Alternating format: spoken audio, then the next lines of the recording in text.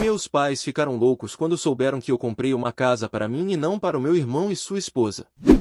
Eles me acusaram de ser egoísta, ingrato e até disseram que eu estava destruindo a família. Tudo isso porque, pela primeira vez na vida, eu conquistei algo só meu. Meu irmão, o queridinho, sempre teve tudo na mão. Desde pequeno, meus pais deixavam claro que ele era o orgulho deles. Quando ele queria um videogame novo, eles se sacrificavam para comprar. Quando eu pedia algo, ouvia: "Você já é grande, não precisa disso." Esse padrão se repetiu por toda a vida. Quando eu tinha 18 anos, comecei a trabalhar meio período num mercadinho, juntando cada centavo. Meus pais zombavam de mim, dizendo que eu parecia mendigo guardando moeda. Enquanto isso, meu irmão ganhava mesada e ainda vivia reclamando que era pouco. E adivinha? Eu ainda era obrigado a dividir o que tinha com ele. O tempo passou. Eu continuei me matando de trabalhar e estudar, enquanto meu irmão largava faculdade atrás de faculdade, sempre bancado pelos meus pais. No fim, ele acabou casando com uma garota que parecia ser o par perfeito para ele, controladora, exigente e convencida. E, claro, meus pais trataram ela como uma filha de ouro desde o primeiro dia. Enquanto isso, eu segui o meu caminho. Me formei, consegui um emprego fixo e, pouco a pouco, fui subindo de cargo. Não foi fácil. Mas, mesmo sozinho, eu construí minha vida. E finalmente, depois de anos de sacrifício, consegui comprar uma casa. Era uma casa simples, nada de mansão. Mas era minha. Eu ia ter um espaço só meu, fruto do meu trabalho, sem depender de ninguém. O problema começou quando meus pais souberam. Eu não contei para eles de imediato, porque queria primeiro ajeitar tudo. Mas um colega da família deixou escapar. No domingo, durante o almoço em família, meu pai largou os talheres na mesa e disse em tom acusatório: "Então é verdade? Você comprou uma casa?" Eu, surpreso, confirmei com um sorriso tímido: "Sim, pai. Depois de tantos anos trabalhando, finalmente consegui." O que aconteceu depois foi inacreditável. Minha mãe bateu a mão na mesa e disse, indignada: "Como você pôde ser tão egoísta?" Eu travei. Egoísta? Era isso que ela tinha a dizer? Não um parabéns, não um estamos orgulhosos de você. Só uma acusação. Meu irmão, claro, não perdeu tempo. "Você sabe que eu e a Mariana estamos procurando uma casa, e você compra uma só para você?" Ele falou como se eu tivesse cometido um crime. Respirei fundo e respondi: "Eu trabalhei por essa casa. É o meu sonho. Não devo nada a vocês." Mas minha mãe retrucou na hora: "Você devia pensar na família. Você sabe que o seu irmão precisa mais do que você." Eu tentei argumentar, mas foi inútil. Meu pai disse que eu estava abandonando a família e que eles estavam decepcionados comigo. Minha mãe chorava como se eu tivesse traído todos. E meu irmão, com um sorriso cínico, disse que isso era pura imaturidade minha. Saí daquele almoço com o coração pesado. Só que eu não fazia ideia do que estava por vir. Depois daquele almoço desastroso, eu esperava que a poeira fosse baixar. Achei que meus pais estavam apenas falando no calor do momento, que depois entenderiam. Mas eu estava enganado. No dia seguinte, acordei com dezenas de mensagens no celular. Minha mãe tinha passado a noite inteira me mandando textos enormes, dizendo que eu estava separando a família, que meu irmão merecia mais do que eu. Meu pai me ligou cedo, exigindo que eu reconsiderasse. "Você não precisa dessa casa. Você é solteiro, não tem filhos. Mas o seu irmão tem uma esposa, uma família para sustentar. Seja racional." Foi nesse momento que caiu a ficha, eles realmente esperavam que eu entregasse a minha casa para ele. Passei os dias ignorando as mensagens, tentando focar no meu trabalho e nos preparativos da mudança. Mas a cada hora que passava, eles pioravam. Minha mãe começou a ligar para os meus tios, meus avós, até primos distantes, espalhando que eu tinha comprado uma casa e estava se recusando a ajudar o irmão que precisava mais. De repente, parentes que nunca ligaram para saber se eu estava vivo começaram a mandar mensagem me chamando de ingrato. Meu irmão, por outro lado, jogava sujo. Um dia, ele apareceu no meu trabalho, do nada, me esperando na porta na hora do almoço. Veio com aquele tom falso de conversa de irmão. Olha, você sabe que a Mariana não gosta de morar no apartamento apertado. Ela merece mais conforto. Por que você não deixa a casa para a gente? Você pode continuar no aluguel, já tá acostumado. Ele então soltou. Pensa bem, se você continuar sendo egoísta, não conte mais com a nossa família. Você vai acabar sozinho. Quando finalmente chegou o dia da mudança, meus pais sequer apareceram para ajudar. Pelo contrário, estavam organizando um churrasco na casa deles. Enquanto eu carregava caixas e móveis com a ajuda de amigos, meu irmão postava fotos no Instagram se divertindo com todo mundo. Era como se eu tivesse sido oficialmente excluído da família. Nos primeiros dias na casa nova, eu tentei ignorar. Pensei, agora estou livre. Que eles sigam a vida deles.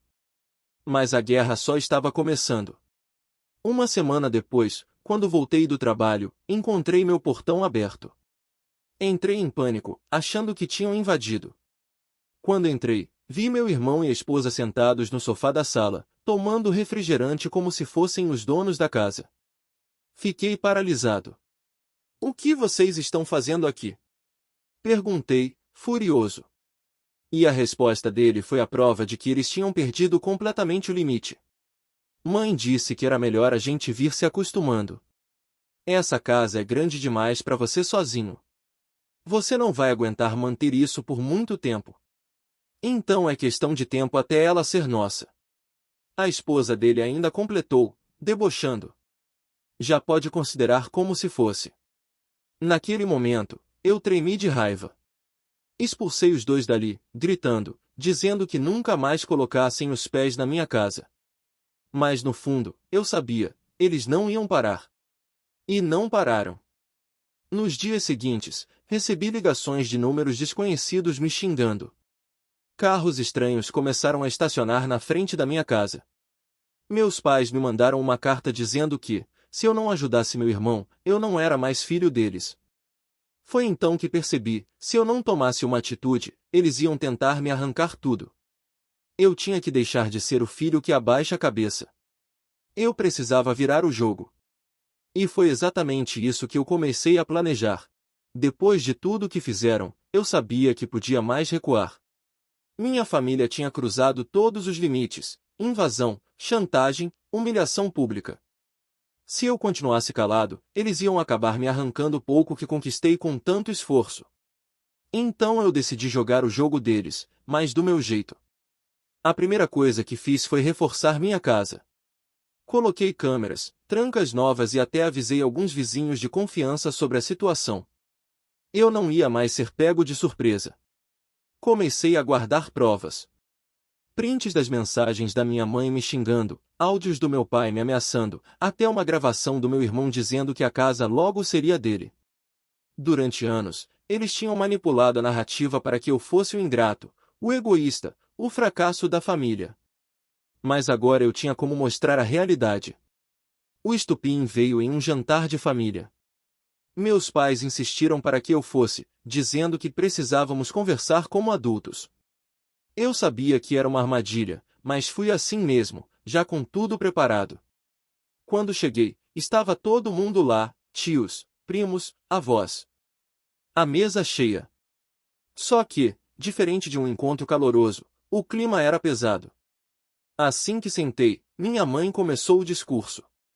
Nós criamos você com todo o amor do mundo, e é assim que você retribui? Virando as costas para o seu irmão, deixando ele e a esposa sofrendo num apartamento pequeno enquanto você esbanja em uma casa sozinho? Alguns parentes balançaram a cabeça em reprovação. Era óbvio que já tinham sido trabalhados antes. Meu irmão, com aquele ar de vítima, disse: eu só queria uma chance de dar uma vida melhor para minha esposa, mas parece que meu próprio irmão prefere nos ver sofrendo. Foi então que eu soltei um sorriso. Um sorriso que eles não estavam acostumados a ver em mim. Peguei meu celular, conectei na TV da sala e disse calmamente: já que estamos todos aqui, acho que está na hora de mostrar a verdade. Dei play. E todos ouviram a gravação do meu irmão dizendo que minha casa logo seria dele, que eu não aguentaria manter sozinho. Depois, mostrei prints da minha mãe me chamando de egoísta e ingrato, e áudios do meu pai dizendo que eu não precisava de casa porque não tinha esposa nem filhos. O silêncio foi mortal. Alguns parentes arregalaram os olhos, outros se entreolharam sem saber o que dizer. Minha mãe levantou da cadeira, gritando: "Isso é uma traição! Você não podia gravar essas coisas!" E eu respondi, firme: traição é tentar roubar o que não conquistou. Traição é tentar destruir o próprio filho porque ele finalmente conseguiu algo com esforço. Meu pai, vermelho de raiva, tentou desviar o assunto. Você sempre foi rancoroso. Está distorcendo tudo. Mas era tarde. O estrago estava feito. Pela primeira vez, eles não tinham controle da narrativa. Meus avós me olharam com lágrimas nos olhos e pediram desculpas. Meus tios ficaram constrangidos por terem acreditado nas mentiras. E meu irmão? Ele saiu da sala furioso, com a esposa atrás, sem dizer nada. Naquela noite, eu não fiquei até o fim do jantar. Saí de cabeça erguida, sentindo algo que nunca tinha sentido antes: liberdade.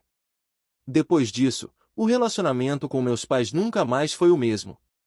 Eles ainda tentaram algumas vezes se aproximar, sempre com segundas intenções, mas eu aprendi a colocar limites. Não respondo chantagem, não aceito manipulação. E, aos poucos, até os parentes que me criticaram no início começaram a me ver de forma diferente. Hoje, muitos deles me procuram em segredo, dizendo que sempre souberam que havia algo errado, mas não tinham coragem de enfrentar meus pais.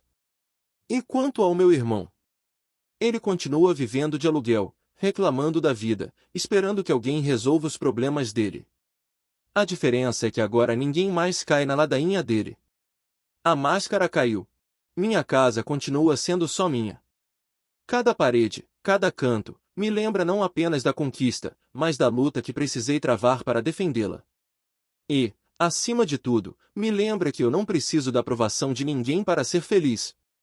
Meus pais ficaram loucos quando souberam que eu comprei uma casa para mim e não para o meu irmão e sua esposa.